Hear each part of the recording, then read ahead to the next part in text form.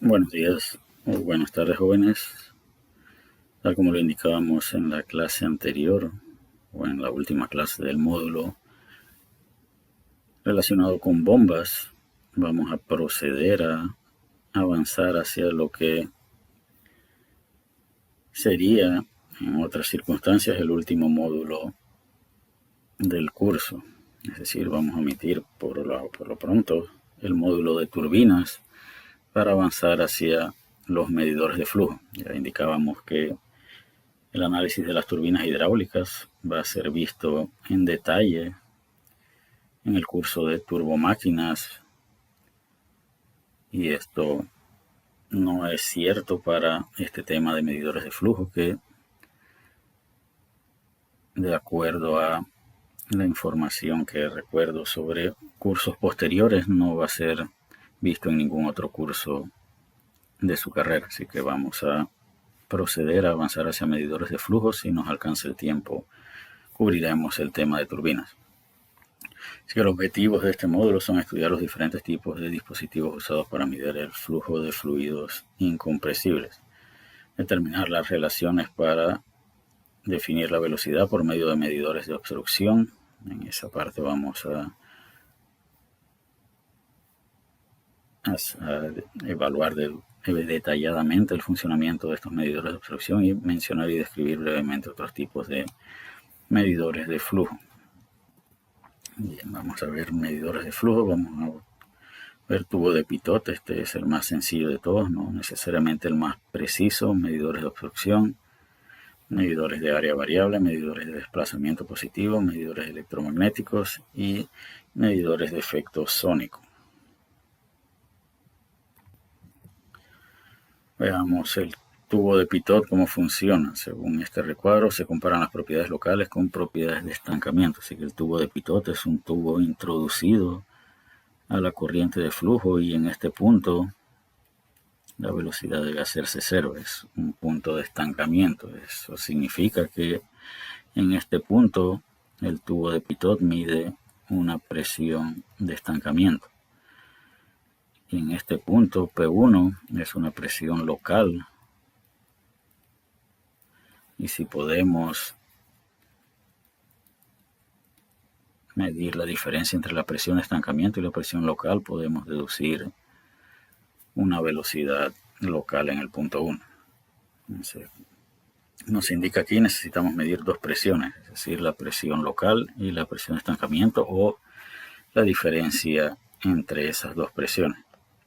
El flujo se mide a partir de la estimación de la velocidad, por eso decimos que vamos a tratar de evaluar la velocidad 1. De hecho, la velocidad 2 hemos dicho que es 0. Que si definimos la velocidad 1, el flujo de masa es igual a la velocidad 1 por la densidad por el área 1. El tubo de Pitot se debe alinear adecuadamente, y esto más adelante indicaremos el porqué, y también vamos a indicar en qué casos podemos esperar una medición más o menos apropiada a través de un tubo de Pitot. Así que veamos entre los puntos 1 y 2. Si aplicamos la ecuación de Bernoulli, decíamos que V2 es 0. Este recorrido es horizontal, así que esto es 0, por lo tanto la presión en 2 es igual a la presión de estancamiento. Por lo tanto, P sub 0 entre ρ por G va a ser igual a V1 al cuadrado entre 2G más P1 entre ρ por G. Si podemos medir la diferencia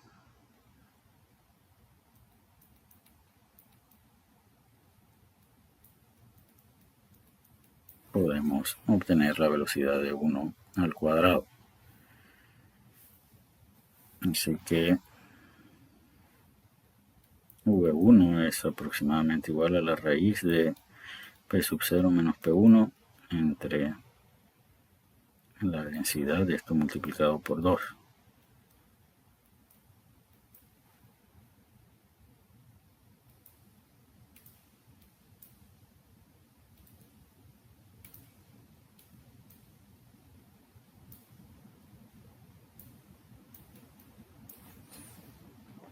y eso nos permitiría fácilmente deducir la velocidad si podemos medir esta diferencia de presiones.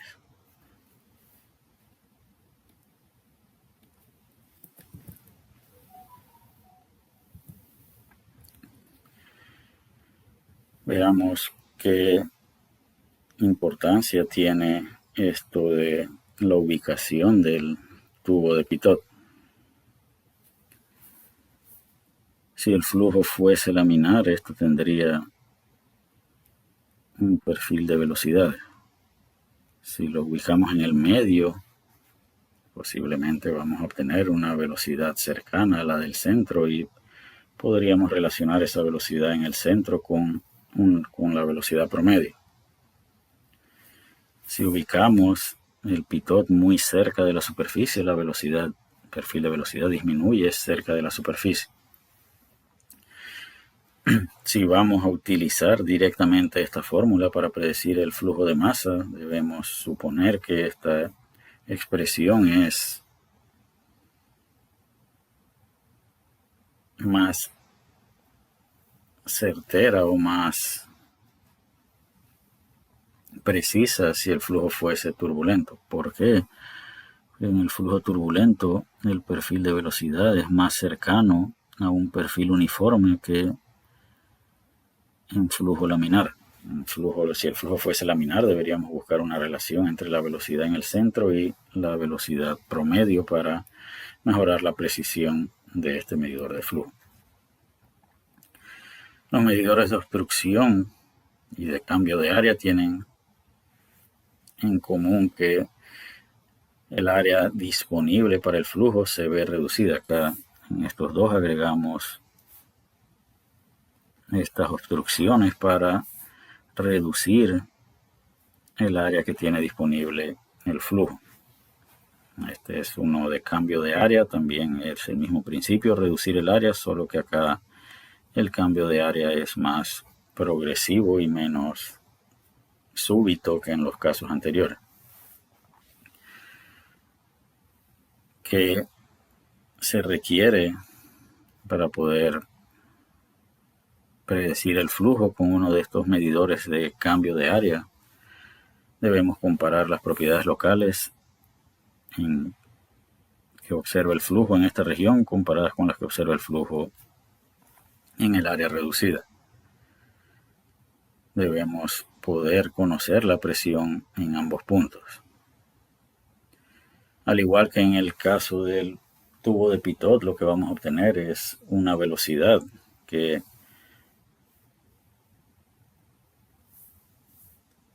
multiplicada por el área nos daría como resultado el caudal, y si ese caudal lo multiplicamos por la densidad obtendríamos un flujo de masa. Tipos de medidores de obstrucción: placa de orificio, este de aquí es simplemente agregar esta obstrucción para reducir súbitamente el área.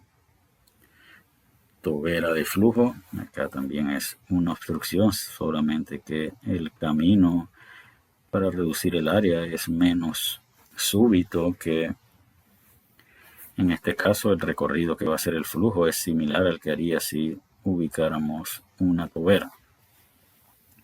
Y el tercero es el medidor de Venturi, donde tenemos una reducción de área seguido por un incremento de área para regresar al área original en forma progresiva. Veamos entonces qué características debe tener el flujo. Vamos a definir acá un punto 1 y acá un punto 2. El flujo de masa en 1 debe ser igual al flujo de masa en 2. Igual vamos a hacer acá un punto 1 y acá un punto 2, 1 y 2. Esto significa que la densidad por la velocidad por el área en 1 debe ser igual al producto de esos tres variables en el punto 2. Si el fluido es incompresible, estas dos cantidades son iguales. Y la relación de velocidades V1 entre V2 es igual a 2 entre A1. Por lo tanto, este número debe ser un número menor a 1, pues el área en 1 es más grande que el área en 2. El balance de masa nos da una relación de velocidades en función de las áreas. Si aplicáramos balance de energía entre los puntos 1 y 2, en este caso es la ecuación de Bernoulli, acá esto es horizontal, podemos cancelar la diferencia de elevaciones. En el caso del tubo de Pitot decíamos que la velocidad en 2 era 0, en este caso de hecho la velocidad en 2 es mayor que la velocidad en 1. Sin embargo, balance de masa nos proporciona una relación de velocidades. Así que la relación o la diferencia de velocidades al cuadrado es igual a 2 entre ρ por la diferencia de presiones. Así que necesitamos poder medir esta diferencia de presiones. ¿Cuál presión debe ser más grande? Ya hemos dicho que V2 es mayor que V1. Por lo tanto, este número debe ser mayor que 0, así que P1 debe ser mayor que P2. Si sustituimos la relación de velocidades,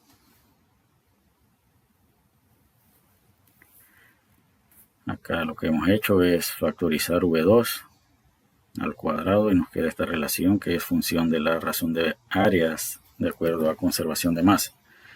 Así que acá tenemos que la velocidad 2 al cuadrado por 1 menos la razón de área 2 a área 1 elevada al cuadrado es igual a 2 entre ρ por P1 menos P2. Y de aquí podemos despejar la velocidad en 2. Y el área 2 entre el área 1 es igual a la relación de diámetros elevadas al cuadrado. Y a esa relación de diámetros le vamos a asignar una definición, o la vamos a llamar beta en una diapositiva más adelante. Es decir, por lo pronto podemos observar que la velocidad en la obstrucción es proporcional a la diferencia de presiones e inversamente proporcional a 1 menos la razón de áreas elevada al cuadrado. Acá nos preguntan qué efecto fue despreciado en el análisis de balance de energía.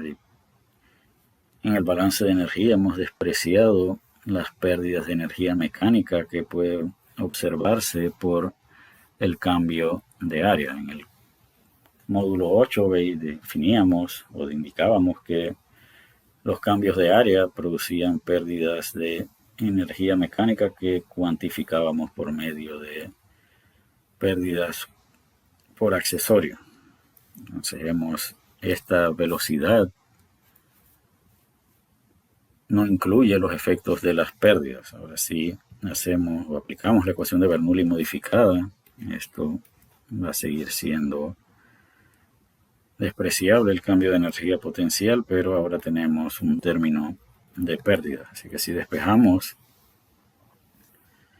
V2 al cuadrado menos V1 al cuadrado entre 2G es igual a P1 menos P2 entre ρg menos las pérdidas de energía mecánica. La relación entre V1 y V2 está dada por balance de masa. Esta P1 menos P2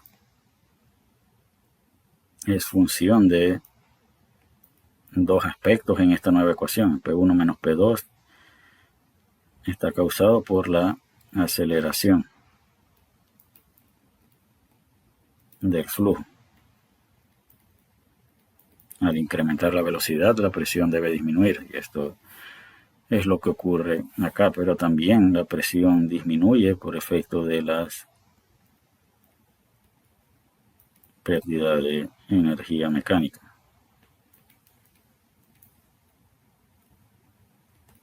Esto significa que P1 menos P2 es igual a P1 menos P2 por aceleración más una diferencia de presiones por efecto de las pérdidas.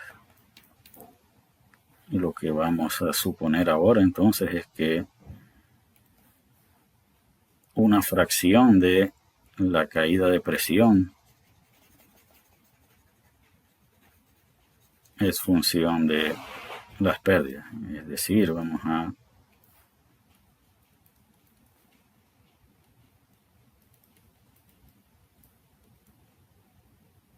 HL es igual a P1 menos P2 por una constante C, donde C debe ser un número menor a 1. Es decir, que las pérdidas son una fracción de la caída de presión. ¿Cuál fracción? Esta fracción. Si C es igual a 0, entonces no hay pérdidas de energía mecánica y la caída de presión ocurre únicamente por efectos de la aceleración, que es lo que supone esta ecuación.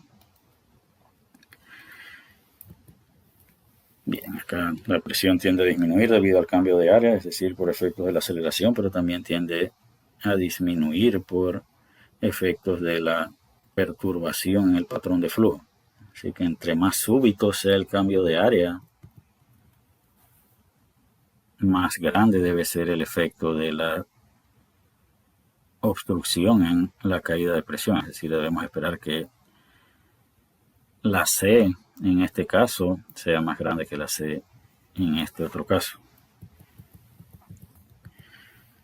Así que decimos que las pérdidas son una fracción de la caída o la pérdida de la diferencia de presión a través entre los puntos 1 y 2. Y decíamos que C debe ser menor a 1. Así que V2 al cuadrado menos V1 al cuadrado entre 2G es igual a P1 menos P2 entre ρg por 1 menos C. Recordamos que acá teníamos las pérdidas en el lado izquierdo, así que acá la hemos pasado al lado derecho. Acá podemos cancelar la G. Podemos proceder nuevamente a factorizar V2, sustituir la relación de área y ahora obtenemos esta expresión para V2. En la primera ecuación que obtuvimos C era igual a 0, es decir, si no hay pérdidas, esto es 0 y regresamos a la misma ecuación, pero si C es diferente de 0, ahora este número va a ser menor a 1. Por lo tanto, despreciar el efecto de las pérdidas conduciría a una sobreestimación del flujo. La relación de área decíamos que era función de la relación de diámetro. Según esta figura, el diámetro de la obstrucción es D minúscula y el diámetro del ducto es D mayúscula. D entre D mayúscula lo vamos a denominar beta, que es la relación de diámetros, obstrucción a ducto. Así que la relación de áreas es función de beta al cuadrado, o es igual a beta al cuadrado, así que acá tenemos beta a la cuarta. Así que en función de beta, V2 es igual a la raíz de 2 por la diferencia de presiones dividido entre ρ por 1 menos beta a la cuarta, eso multiplicado por la raíz de 1 menos 6. ¿Por qué hemos dejado esto aparte? La raíz de 1 menos c va a definir algo que se conoce como el coeficiente c sub d.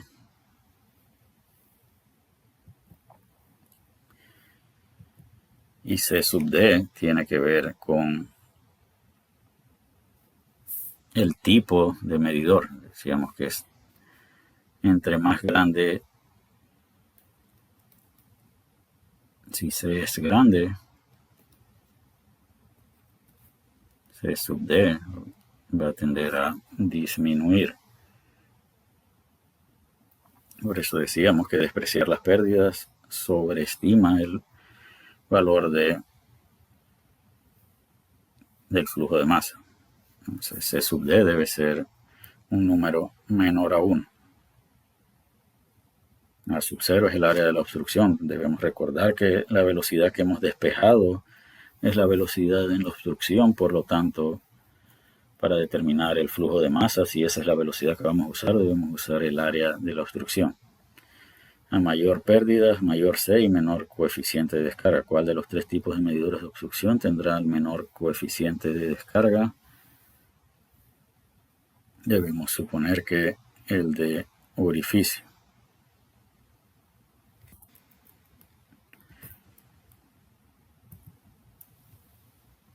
Entonces acá esta gráfica muestra el valor de C, no precisamente el de C sub D, para los diferentes tipos de medidores.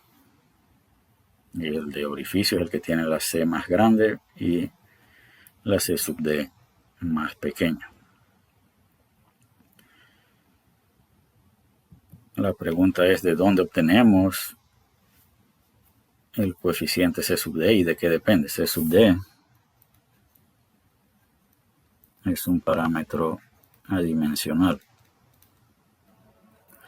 Y los parámetros adimensionales dependen de otros parámetros adimensionales. Beta es igual a D entre D. Esto también es adimensional. Por lo tanto, el coeficiente de descarga es función de la razón de diámetros beta. También es función del número de Reynolds y depende del tipo de obstrucción y usualmente son parámetros definidos experimentalmente. Para placa de orificio, esta sería una expresión que nos permitiría predecir el valor del coeficiente de descarga en función de beta y del número de Reynolds. Y para la tobera de flujo, esta sería una expresión para definir el coeficiente de descarga en estos rangos de beta y de número de Reynolds. Esto sugiere que esta expresión es de origen experimental y que los resultados fueron obtenidos para valores de beta en este rango y números de Reynolds en este otro rango. Es decir, esto es una curva ajustada de los resultados experimentales obtenidos en esos rangos de beta y Reynolds. ¿A qué velocidad se debe evaluar el número de Reynolds? Vamos a dejar esa pregunta abierta para que sea respondida en el foro. Para los medidores de Venturi podemos suponer que el coeficiente de descarga es cercano a 1, 0.98, 0.99. Si el número de Reynolds es mayor a 30.000, el coeficiente de descarga se puede asumir como 0.61 para placa de orificios y 0.96 para tobera de flujo.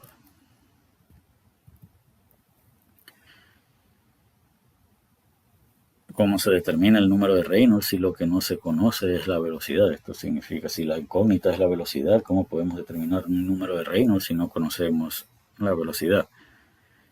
Es decir, acá suponemos que vamos a buscar la velocidad, pero la velocidad es función del coeficiente de descarga. Y el coeficiente de descarga es función de un número de Reynolds. Es decir, que ¿cómo hacemos si no conocemos la velocidad? Debemos iterativamente asumir una velocidad, obtener un número de Reynolds, definir el coeficiente de descarga,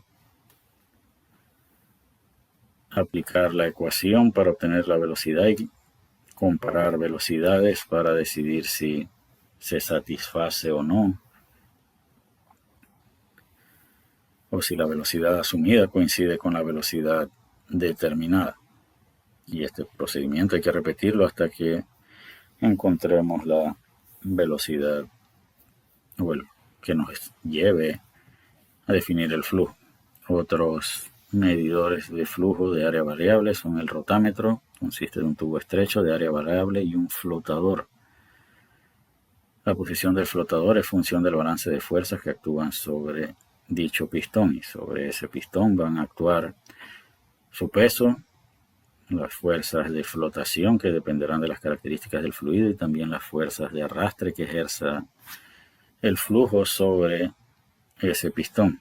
Y las fuerzas de arrastre son proporcionales a la velocidad, al diámetro y a las propiedades del fluido. Es decir, que dependiendo de su posición, las fuerzas de arrastre será mayor o menor. Ellas deben tener a alguien que suministre una fuerza adicional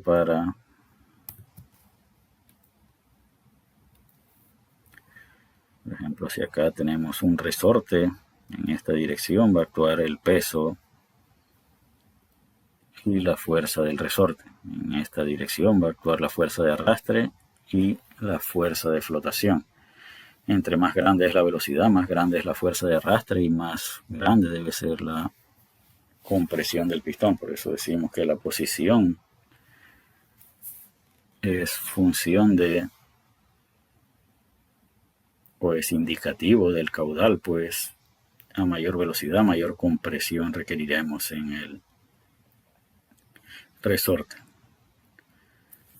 Medidor de disco notante es un medidor de flujo de desplazamiento positivo. A medida que esto va rotando, se van llenando estas cámaras con fluido y dependiendo del número de rotaciones que podamos contabilizar multiplicados por o asociándolas con el volumen de cada una de esas cámaras, podremos identificar cuánto flujo se ha consumido en un tiempo determinado. Medidor de flujo de turbina, hacemos pasar una corriente de fluido sobre los álabes y dependiendo de la velocidad de rotación que obtengamos, eso es proporcional a la velocidad del flujo. Medidores ultrasónicos utilizan como principio de medición la propagación de la onda acústica. Se generan ondas acústicas en esta dirección y en esta dirección. La diferencia en el tiempo que necesitan para recorrer esas ondas acústicas en ambas direcciones es función de la velocidad del flujo. ¿Qué ventaja tiene este medidor con respecto a los medidores de obstrucción? Esto no tiene que o no es necesario introducirlo dentro del ducto o como un anexo del ducto, como sería un tubo de pitot. Acá podemos conectarlos externamente al ducto y generar las ondas acústicas y medir el flujo. Otros medidores de flujo, tenemos medidores electromagnéticos y medidores de vórtice. Vamos a resolver rápidamente este ejemplo. Agua fluye establemente a 70 grados Fahrenheit a través de un medidor de Venturi. La presión corriente arriba del medidor es 5 psi y el área de garganta es 0.25 pie cuadrado y el área corriente de arriba es 0.1 pie cuadrado. Determine el flujo máximo que puede ser medido con el Venturi antes de que ocurra la cavitación. Es decir, tenemos que nos dan acá la presión y la presión va a disminuir hacia este punto.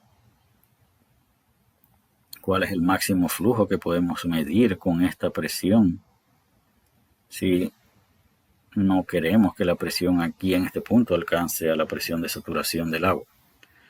Así que nos dan la temperatura del agua, nos dan el área antes del medidor, nos dan el área más pequeña de la garganta del medidor y la presión corriente arriba y queremos obtener un máximo flujo de masa.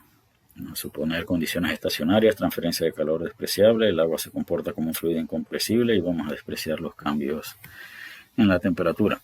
El flujo de masa es el área de la garganta por el coeficiente de descarga por la raíz de 2 veces la densidad P1 menos P2 entre 1 menos A0 entre A1 elevado al cuadrado. P1 nos dan la presión en 1, las áreas nos dan las áreas.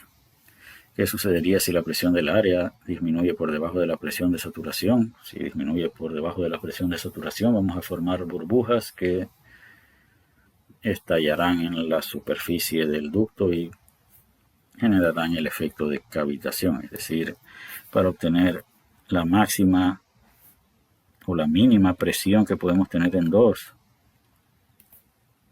debe ser mayor que la presión de saturación del agua. Así que vamos a tomar esa presión de saturación como un límite de presión mínima que podemos alcanzar cavitación. Queremos, repito, mantenernos por encima de esa presión, pero vamos a usarla como un límite. Así que buscamos la presión de saturación a la temperatura de 70, también buscamos la densidad, y esto representa P2 mínimo,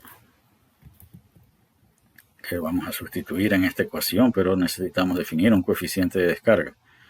Indicábamos que el coeficiente de descarga puede ser 0.98 o 0.99 para los medidores de Venturi, así que ahora solo es cuestión de sustituir los valores.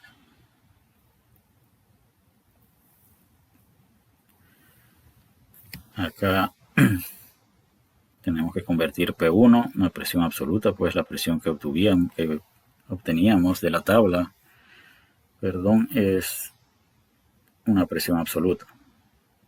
Como siempre, los problemas de sistema inglés, debemos ser cuidadosos con las unidades.